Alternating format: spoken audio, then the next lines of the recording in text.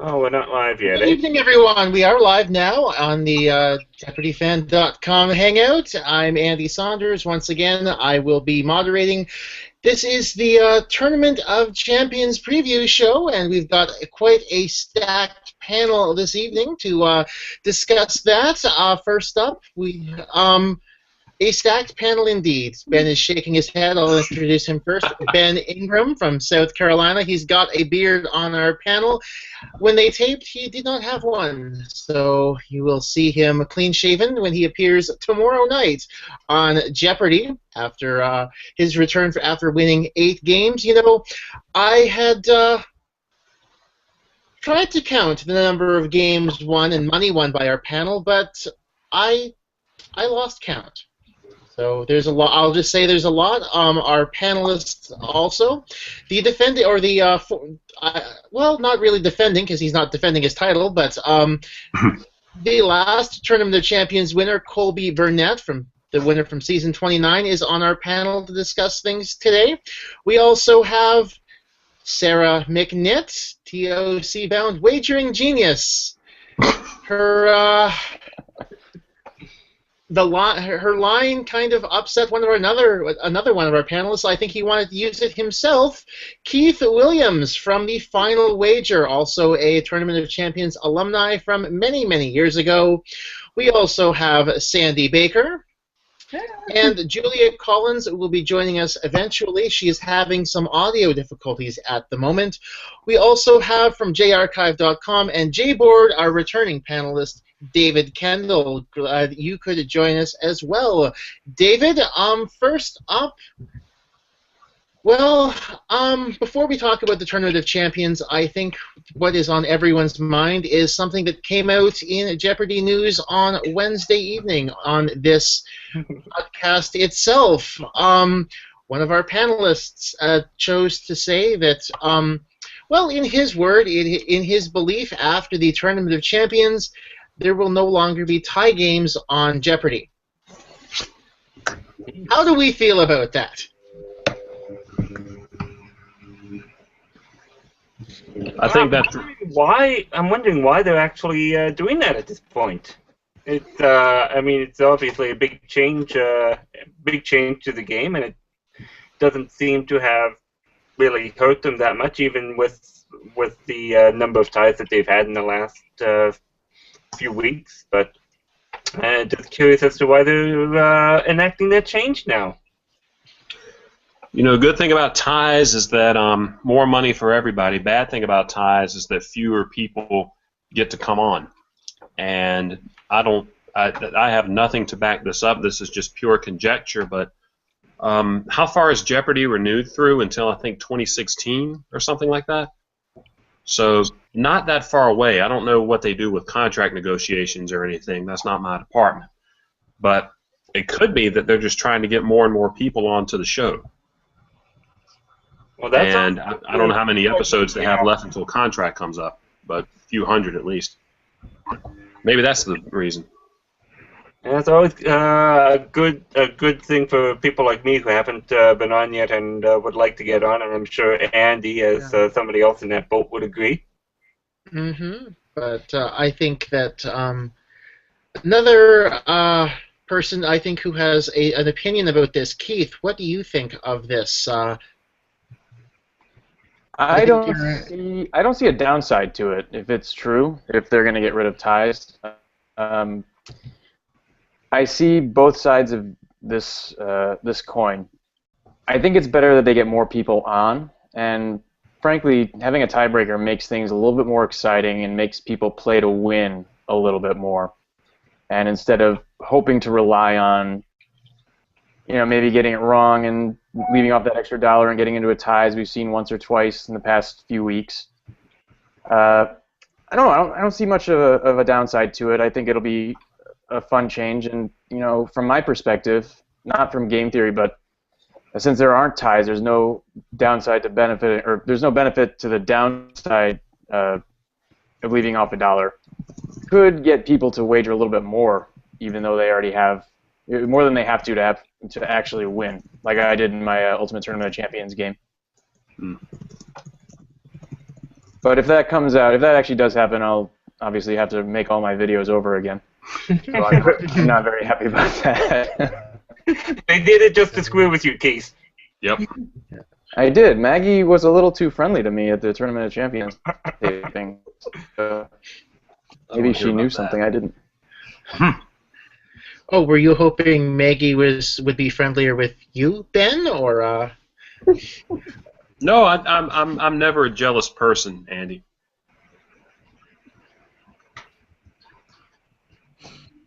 Okay.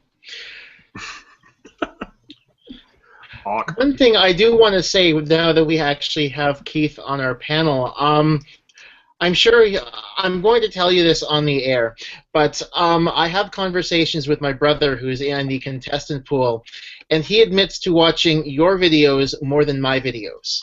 So that's a feather in your cap, I would say. And he also, when I told him the news, he also said you were the standard bearer of the Go for the Tie movement, and. I'm wondering how much your site has to do with the change, in your opinion. I don't know if I can say. I think it's helped people. I know I got a lot of publicity after Arthur used or mentioned me on a few things, and maybe that drew a few people to the site. But wagering is just as important a part of the game as memorizing Shakespeare or memorizing world capitals, just because the outcome of the game so frequently hinges on what you wager and what other people wager. And you have people who come in and who don't have an idea what they're doing. They say, oh, I'm just going to try to get as many points as I can and then hope I'm in the lead. And that works a lot. It worked for Julia. That was her goal. But for the people in second place or third place in a tight game, what do? A lot of people have thrown away easy victories because they didn't come in with the right preparation. Sorry, Sarah. Sarah still won, though. That shows she's a it good worked out player. for Sarah. Yeah. You know, didn't affect the last game. I don't know exactly, but I think I won 5 games despite bad wagering, and I think I was losing the 6th inning. So. Yeah. And you've inspired a final wager meme.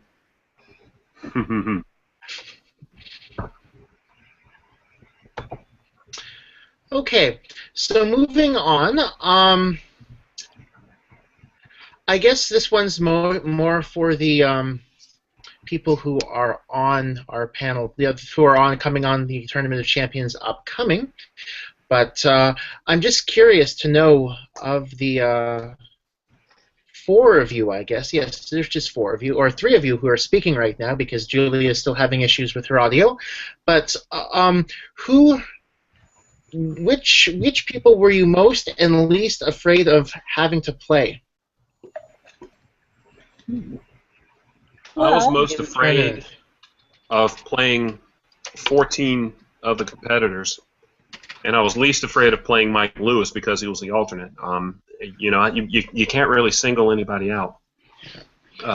They were like, I was like, oh, who am I going to play against? Oh my gosh, I hope it's not this. I hope it's not that. But I came up with a list of people whom I did not want to play against. It was 14 people long. So it's hard to single anybody out.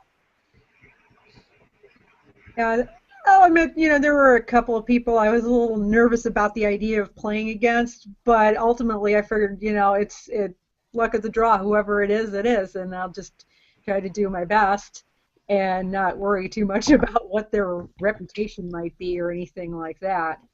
Mm-hmm. Yeah, I have to say, well, I had looked at the the field of champions and realized that there was going to be 1 game that had 2 women in it and 4 games that had 1 woman each. And I was really hoping to get one of those 1-woman games because the writers tend to write questions that are kind of aimed towards women, aimed towards men, and I was hoping to clean up all the female questions. Oh. But we'll have to see. I think there's one thing I do want to say. There was not a what women want category or anything like that, as far as I can recall. Yeah. But there was That's one a good sign. there was one category, and I'm not going to say what it was, but the entire audience and all three contestants groaned when it came up. Yep. That's a teaser. That's the truth. That's a true statement. There were plenty of other groanable moments, but that was one in particular that will be seen. All right, so they can do worse than binders full of women. That's good to know. That was actually kind of funny. I mean, it was funny, but it was in my match, so I was like, all right, let's do it. I don't think anything about Showboat came up.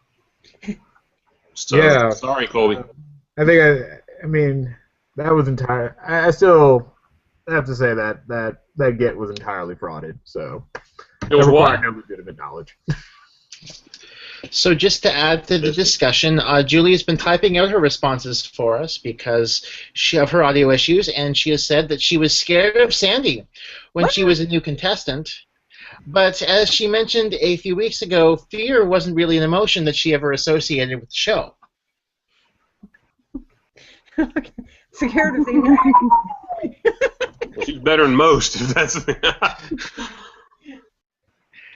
Then she was afraid of Sandy because Sandy was the three-time champion when she made her first appearance. She came to tape, yeah. Oh, right. Yeah, when she came to the tape, yes. Yeah, forgot about well, that. you know, that's the thing. It's like my first day taping out there, too. There was a returning champ, and, you know, of course, everybody looked at her like, oh, there's the champ, better watch out. So, it happens. I thought that was. Oh no, yeah, Julia was there, but Sandy's last game was a Sunday. No, Thursday. Yeah, it was a Thursday. But Julia was there, right? I can't remember. Yeah, because we were like, it was a Tuesday, Wednesday that week, so I did my last show on a Tuesday, and then I stuck around for the last show of the day, and then Julia started taping that Wednesday, but I wasn't there to see that because we decided to go do touristy stuff in Hollywood instead. I remember seeing a tweet from Frederique saying, I think that Jeopardy Julia is going to be around for a long time. Oh, yes. She was right. Mm-hmm. She was absolutely right. Yes. And Frederique was the connection between the two of you, right? Because Yeah. she beat Sandy and then Julie beat her. Mm-hmm. And another comment from Julia, Frederique remains one of the nicest people I met at Jeopardy. So I think she's Canadian, I believe. Is she not? Yeah. Yes, she is She from is. Ottawa, I think, too. Yes. Yeah, and she really is nice, and her family, too. My husband was sitting with her family, and he was just talking about what nice people they are and everything. So.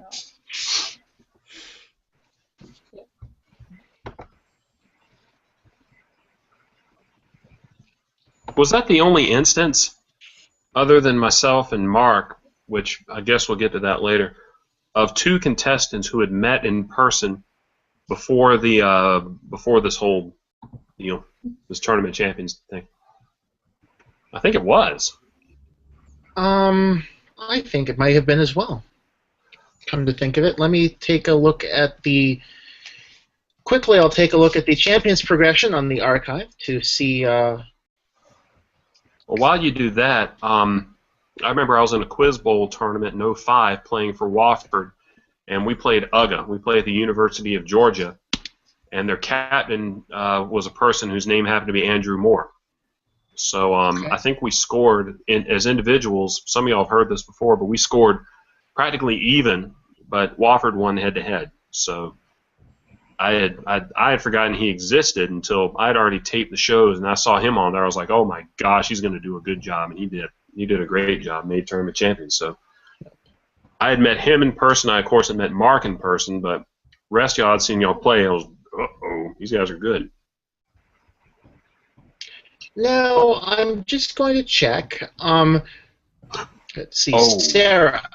Was Arthur Chu part of the week before, or at least because he started about a week after you finished? Was he in one of your alternates when you were the returning champion? No. No? Okay. Bill overlapped between the two of us. So I met Chip when I came back for a Tuesday taping, my second day of taping. And I think Chip continued through Tuesday into the Wednesday taping, and the Wednesday taping might have been when Arthur started. Yes. So I think Arthur and I might have missed each other by a day. I think that is the case, yes. So we might have been in the hotel at the same time, but I didn't know who he was at the time. Looking at this. Actually, I think Arthur stayed with his mom, so we probably weren't even in the hotel at the same time. You know what would have been nuts? We might all have ridden the subway together in New York or something like that. Never known it. Or the L in Chicago. I'm sure there might have been some instances too, like if there was a bunch of champions in like the LA area or the New York area, they might have of course gotten together after their tapings and commiserated. But yeah, I think we're mainly looking for ones where they might have met in studio, like Julia and Sandy. Yeah, because I would think that meeting outside the other way is a lot more common, especially when some of them, of course, hang out on the Jeopardy board too.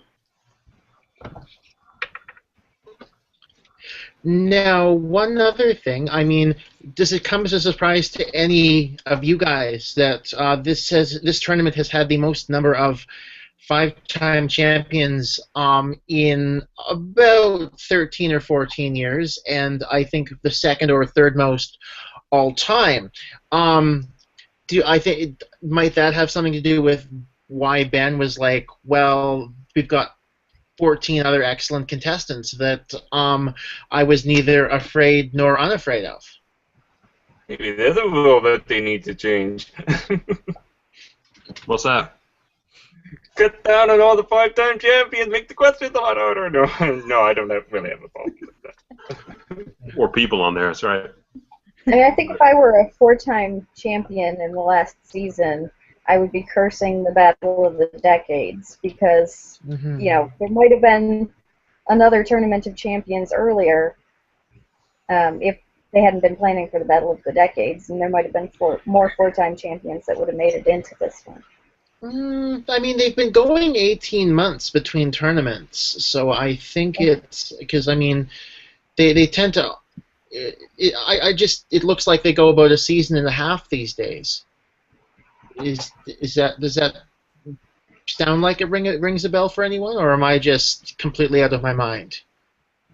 I actually looked that up, you know, just to kind of see how, like, when the tournaments had been held, and it does look like they're going a lot longer between the regular tournaments these days, as opposed to, you know, like the special tournaments like Battle of the Decades and whatnot. And yeah, it kind of made for some interesting discussions with my friends because, you know, people are saying, well, geez, you won 6 games, aren't you going to be in a tournament or something? When's the tournament? And I guess, well, you know, sometime before the end of the year, probably. I think for the casual Jeopardy viewer, having the Battle of the Decades and now the Tournament of Champions is very interesting because on the Jeopardy Facebook page, everybody's saying, well, where's Ken Jennings in this tournament? And when the Battle of the Decades was going on, people were like, why weren't you invited to this? And so I think, you know, if you're not like a close viewer of the show, it's easy to get all these tournaments mixed up. Typical of the Facebook crowd, yeah. Yep. Ben, weren't you saying that... Oh, sorry. Go ahead, Colby. I wasn't going to say anything. Oh, it's me. It's Keith. Sorry, go ahead, Keith. My bad. Ben, weren't you saying that a bunch of you and maybe Andrew Moore were kind of mad that they didn't have a Tournament of Champions before the Battle of the Decades? Oh, so we wouldn't have to face Arthur or Julia or anything? No, so that you could be eligible for the Battle of the Decades.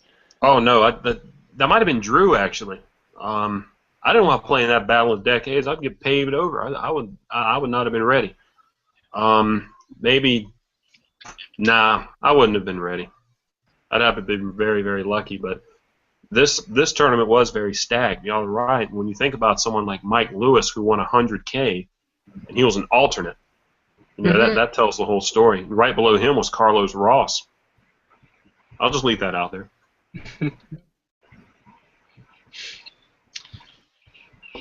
Yes, Carlos Ross is definitely no slouch. Yeah.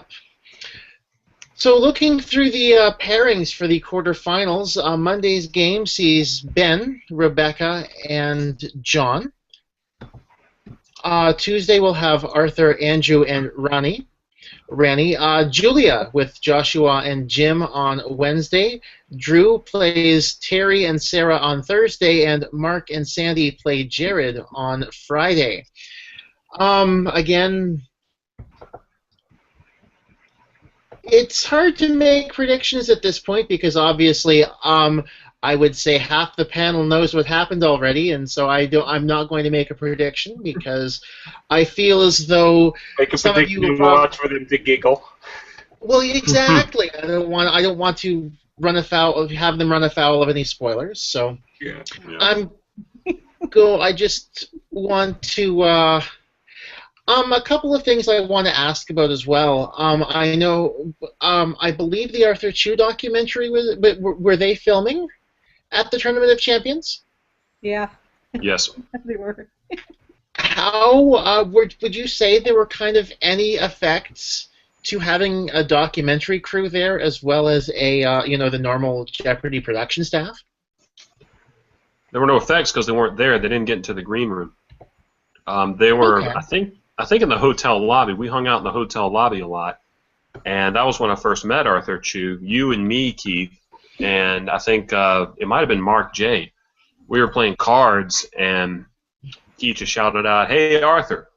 I thought he said, "Hey, Arnold," like the show, but no, he said, "Hey, Arthur." And Arthur and Eliza, his wife, lovely lady, they came down. And those filmmakers were nice. I think they were trying to show a different angle for Arthur Chu than the media portrayed, and probably a better angle than was portrayed. So, hats off to them. Best wishes to them. And Julia just wants to add that they were going to film in the green room and the studio after the tournament was over. So there wasn't too much of it, I guess, not too much of an interruption to the tournament itself, which I guess quite nice. How tough was it? That you have to pay for, or? I remember they had a Kickstarter, and is that a documentary that you have to pay for, or is that one that everybody can see? I'm not entirely sure what they're doing with it afterwards, to be honest. Yeah. I did not give them any money, but I'm sure that you can buy a tape. Oh, excuse me, y'all stepped on you, sorry. Oh, I was just going to say, I don't think they met their Kickstarter goal, so I think they're scaling down their production plan or something, but I don't know if they have even a timeline for when it will be released yet. Okay. So my next question, I guess, and I suppose all of you can answer it because, well, it's all of you except for David, sorry. What's it like being sequestered? Because obviously you've got no idea what's going on for the I can't answer that. I went first. Has an opinion. All right. Speaking of that's great. Until the. All right, everybody's ready. I guess I'll go first. Okay. I really lucked out with the teachers tournament because I went first, so I wasn't sequestered at all. And then my TOC, I went second, so I was sequestered for 45 minutes. And then, of course, in the Battle of the Decades, I went dead last. So it is, it's weird because the room, pretty much everybody's out of it. Over time, you just see, well, people are going to disappear every 45 minutes, and you're going to eat lunch by yourself, away from everyone, and you're not, and they're going to bring it to you. So I mean, it's it's kind of desolate, especially when you know you're going last. I said, you don't really notice it at first, but afterwards, yeah, it gets kind of, it gets kind of boring. And I mean, as far as the spread of games and DVDs, well, some of them are really nice, and some of them are kind of meh. I mean, there's only so many times you can play, Jenga or their faux Jenga that they got from Target. They're no expense, do they? What movies did they show y'all, Colby? I mean, wait, what was that, Ben? What movies did they show y'all? Okay, so since I was there the entire time, I think I saw 16 Candles. Let's see, it was 16 Candles, Scott Pilgrim versus the World, and I forgot whatever the third film was. But yeah, I was there. They all kind of blended together after being back there for so many hours. So. See Maggie doing like shadow puppets or something. It sounds like a real top quality thing. Yeah. Yeah, I was in the green room all day. So yeah, because my quarterfinal game is on Friday. So yes, I was there almost all day. We watched movies. We ate the lunch they brought in, and I just kind of sat there going, "Let me out!" So yeah. I want to play Jeopardy. Because the nice thing about, like, even if you're just sitting and watching other people play is, you're watching the game. When I was trapped in the room, and then people keep disappearing, and we're left behind, and you have to stay there and watch movies and await your fate, and everyone else gets to go to freedom a little bit earlier than you. Did it feel like they were taking them out to the firing squad or something? Or No, they were off to have fun, and we had to stay in the green room. Oh. Yeah. It's like being released from prison, being paroled. Yeah. So Keith was about to interject with a story from his tournaments. I know his Tournament of Champions. I think he was on a Monday. Mm-hmm. So that's not much sequestering there, but I don't recall the college tournament though you were in. Yeah, well, back in my day, we didn't have DVDs; we had VHSs. And I was on the third quarterfinal on the college tournament, so we watched Catch Me If You Can, and we were filming on location at Yale. So we didn't have all of the luxuries of the green room. They had some sort of cheese spread that no one was eating. And we were in this really weird room. I think it was the trophy room, because it was very ornate. And we're all like, we're just a bunch of college kids. This is not where we should be hanging out. We should be they should be sequestering us in a frat or something like that. But it was no one was really talking to each other. It's different in the Tournament of Champions, because you all have a sense of each other, and you've all seen each other on TV, unless there's a mystery guest. And you've all played the game. You all know how it's done. The atmosphere is quite different, I would say. I think that's the sense I've definitely gotten when I've done these videos with all of the with all of the panelists who have been part of a tournament, is that it's much different being part of a once you're back for the Tournament of Champions. One thing I've noticed, Terry O'Shea. She was when the college tournament was on, it felt like there were 14 people who were all over social media, and Terry kind of was not around too much, and so I didn't get much of a chance to really see her style or anything outside outside of the show. How is she in person? I agree with Julia. She's super nice. I saw her play. I think she had a bunch of flashes of brilliance there. Wish I had gotten to know her a little bit better, but I'm over 21, and maybe that might have had something to do with it. but no, it's weird, because it's like people who are just out of college, or like seniors in college and everything, and everybody else in the tournament they've already kind of established themselves in life, careers and real life or whatever you call post-grad life or whatever. I guess there's kind of a disconnect there. But both Jim and Terry were good players, good folks to be around. And a snazzy dresser. Yeah, I think having been a college champion in a tournament of champions, you do feel a little overmatched in some ways because these are people who are older and have significant more life experience, and they're also taking time off work, which is cool and acceptable. When I was filming the Tournament of Champions, I had to take time off school, which meant that I had to catch up, so that was kind of hanging over my head. And taking a full week off to fly out from the East Coast to LA, because of course you have to get there a day early, it was there was a lot going on. Okay. Yeah, I think Jim and Terry both talked about homework they had or quizzes that they had, like they had to fly back immediately, take a quiz right after. A lot of stress. And Julia's just added that she did talk to Terry a bunch, and she's super nice, but not really a seeker of the spotlight. She turned down some interview requests after the college tournament, so that's, and I mean, I can respect that. That's something, some people like the spotlight, some people don't. So it's probably the right idea to stay out of the spotlight, because if you mess up, then fewer people will find out about it. Oh, that's not true. I believe she had said that when she went for the when she went for the college tournament, she didn't even tell anyone at her school that she was playing. Wow. Huh, wow, okay.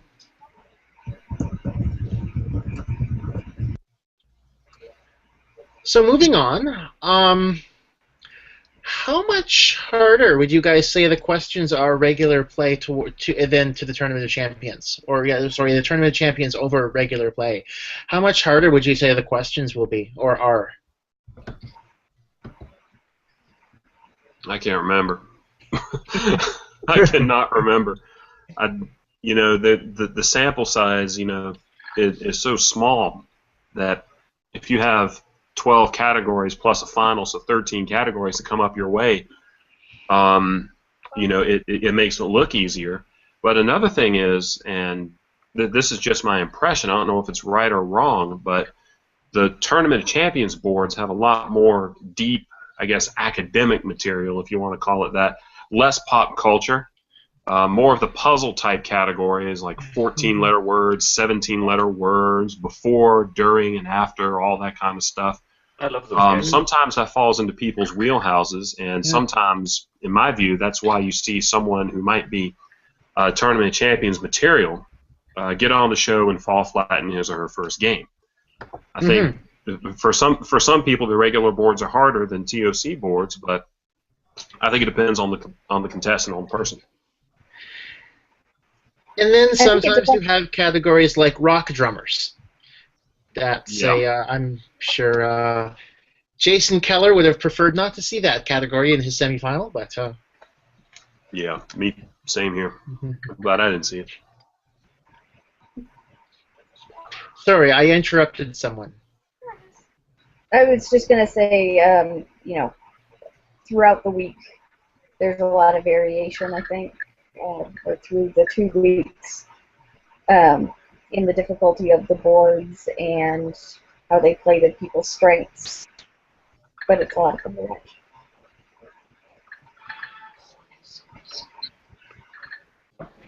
Competition's a lot tougher. That's for sure. Competition is a lot tougher. Another question, and I'm going to ask Keith as well because I'm sure he had the number he had in mind.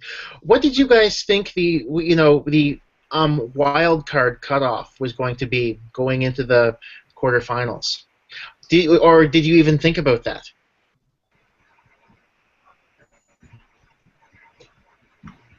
Keith, you start off. What was the number that you thought it was going to be for the wild card cutoff?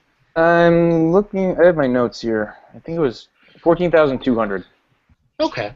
Was my prediction, and I posted that on my Facebook page. I do recall that. Yes. Oh, you posted that? Oh yeah. Yes. Dang, that was different from my number. I had 3 in mind. One for 25%, one for 50%, one for 75%. I'm not going to say what they are because I don't want to give anything away. But basically what I did, and Keith, you saw this, I used your blog, I used JBoard, I used Andy and Jeannie's blog, and just basically got all of the cutoffs and just did a Z-score for all of them, put them on the bell curve, and I had 3 numbers in mind. Maybe that was overkill. I don't know. I guess that was different, I guess, but I didn't come up with the same thing you did, Keith. I'll admit mine was lower.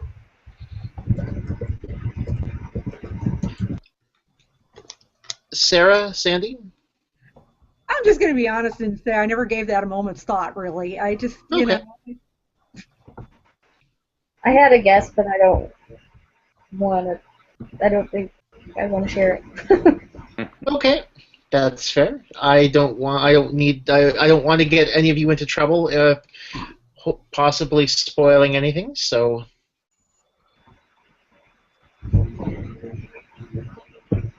I will say it's such a crapshoot. It all depends on the quality of the material and what other people do, because people can be very aggressive and get either really high scores or really low scores depending on their final Jeopardy question. It's just tough to come into a game knowing, especially when you haven't seen what the type of material is it's going to be on. How did you come up with your number, Keith? I looked at everyone's Coriat scores and compared them with a few previous tournaments and looked at what the correlation was between Coriat score and wildcard cutoff. Think about that. It was not very scientific at all. It's probably better than mine. I would put no thought into it, Ben. Save your brain. Okay, I'll quit.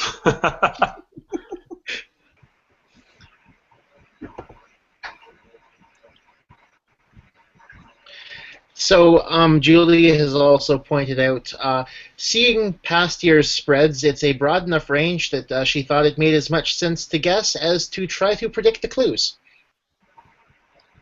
So, that's a good way of putting it. Yeah. Because, I mean, there have been years where the cutoff was 0, and there have been years where the cutoff has been a very large number. And I mean, I felt I had to have something in mind. You know, I know that you shouldn't use the past to predict the future. That's what I did, but I felt like I needed some kind of backup because standing up there is not just lock crush 2/3. I just needed something to think about, some kind of touchstone, I guess, to lean on. Yeah. Because that's hard enough to wager when you have to guess, but that's me. That's fair. And now, I guess, moving on, how would you guys say the Tournament of Champions is different in the social media era? Because I know most of you are on Twitter, and you know, I guess you could say there's the hashtag TOC 2014. So there'll be discussion on there each night. And but how would you guys say that things are different now under social media than they were, say, even 5 or 10 years ago, going into a Tournament of Champions? Well, I've said it before, and I'll say it again. I think social media is Latin for stupid media. That doesn't mean everybody, obviously, but yeah, we were talking before went on, and there were some comments made that were just absolutely dumb. Not necessarily against me personally, but against like some of the other players. You know, that's not my concern. I'm not concerned with what other people think. I think it helped a lot because it was a lot easier to research. You know, it's not just the social media era, but it's also the J-Archive era. It's also the JeopardyFan.com era. It's also the Final Wager era. It's also the YouTube era. So it's a lot easier to have that kind of statistics and stuff on your fingertips. And social media is just a byproduct of that, but it's worth it. I think it also makes, you know, avoiding contact with future competitors kind of ambiguous because, you know, when I had to fill out a form saying, which past Jeopardy players I'd had contact with. I had to sort of, well, I've read this person's posts on JBoard, and I've read this person's tweets, and I've responded to a few. Or, just, is that contact? Is that the kind of contact that they want to avoid? I think it's all a little bit ambiguous at this point. Exactly how far removed from each other we're supposed to be before gameplay. From being from the old regime in the days before, well, even Facebook, things have definitely changed. I mean, I never took heat for any stupid answers that I gave on any of my games, and believe me, there were plenty. But there's, Roger Craig took advantage of the J-Archive. A lot of players in this tournament took advantage of the J-Archive to research potential weaknesses and to see what might come up or where they should study. It's really, the internet, social media has really, I think, changed the way the game is played. I think also the mention of Facebook too reminds me that this is also the era of the armchair contestant. Everybody thinks, oh yeah, that's so easy. Why didn't you get that? And that's another thing that social media has given us. No, but I think that's the stupid media that Ben was referring to in his opening, and Julia has even said that again. It's more fun for her because it's more of a shared experience with the other contestants. Yeah. I felt like I knew y'all before we showed up, and that took the pressure off. I thought the pressure was going to be absolutely huge, but once we actually sat down and started talking, like that's the real social in social media. Well, for me, the upside of social media, and I'm not going to say there wasn't a downside. I did read some fairly negative comments about me and some of my answers and blah, blah, blah. But the upside was all my friends and family getting on Facebook and saying, wow, you're great, you did so well, everything. It's like I was getting my back patted every night that my shows were on. It was I felt pretty good. I guess it kind of also social media kind of going on that makes it harder to keep things secret. Well, I think at the TLC, most of the people in the audience were invites and knew to keep things secret. But even at regular games, it's hard to. Oh wow, you did so well! You won 4 games. Yeah, well they haven't aired yet, so be quiet. So I think that's another thing that social media has contributed to Jeopardy again, for better or for worse, is that it's hard to keep things secret. And I think we saw the first time during Ken Jennings' run, trying to keep exactly. That the news of his loss under wraps. Why did it happen now? Yeah.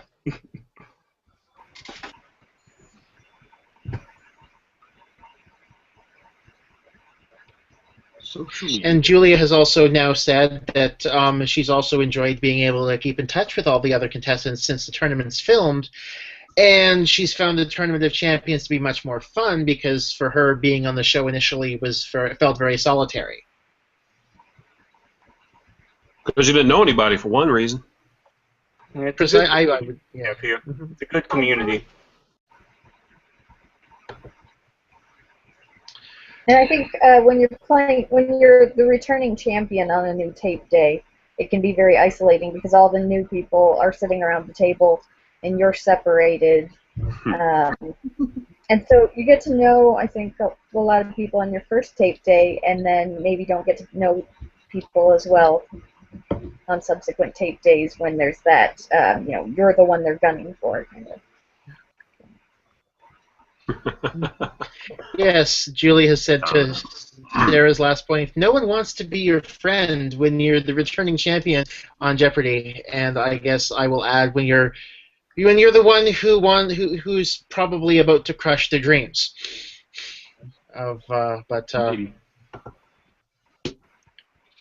My dream was just to be on the show. So I don't know, what approach people take to the show, but I hope I didn't crush too many dreams.